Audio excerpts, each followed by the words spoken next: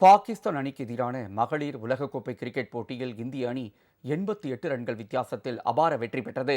இந்த போட்டியில் இந்திய மகளிர் அணியினர் பாகிஸ்தான் வீராங்கனைகளுடன் கை குலுக்குவதை தவிர்த்தனர். இலங்கையில் கொழும்பில் உள்ள பிரேமதாசா மைதானத்தில் நடைபெற்ற ஆட்டத்தில் டாஸ் வென்ற பாகிஸ்தான் பந்து வீச்சை தேர்வு செய்தது. அதன்படி இந்திய அணியில் தொடக்க வீராங்கனைகளான களமிறங்கிய ஸ்மிருதி மந்தனா 23 ரன்களிலும் பிரத்திகா 31 ரன்களிலும் ஆட்டமிழந்தனர். அடுத்து வந்த ஹெர்லின் 46 ரன்கள் எடுத்து சிறப்பாக விளையாடினார். 50 ஓவர்கள் முடிவில் இந்திய அணி அனைத்து விக்கெட்டுகளையும் இழந்து 247 ரன்கள் குவித்தது. பாகிஸ்தான் தரப்பில் டயகானா அதிகபட்சமாக 4 விக்கெட்டுகளை வீழ்த்தினார்.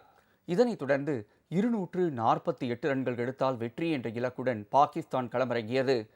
ஆனால் இந்திய அணியின் பந்து வீச்சை எதிர்கொள்ள முடியாமல் பாகிஸ்தான் வீராங்கனைகள் அடுத்தடுத்து ஆட்டமிழந்தனர்.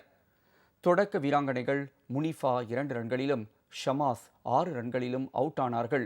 எனினும் அடுத்து வந்த சிட்ரா அமீன் பொறுப்பாக விளையாடி 81 ரன்கள் எடுத்தார்.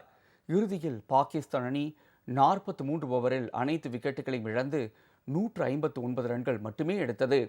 இதனால் இந்திய அணி 88 ரன்கள் வித்தியாசத்தில் அபார வெற்றி பெற்றது. இதன் மூலம் விளையாடிய 2 ஆட்டங்களிலும் வெற்றி பெற்ற இந்திய அணி 4 புள்ளிகளுடன் புள்ளிப்பட்டியலில் முதலிடத்தில் உள்ளது. பகல்காம் தாக்குதல் சம்பவத்திற்கு எதிர்ப்பு தெரிவிக்கும் வகையில் இந்த போட்டியில் இந்திய வீராங்கனைகள் பாகிஸ்தான் வீராங்கனைகளுடன் கை குலுக்குவதை தவிர்த்தனர்.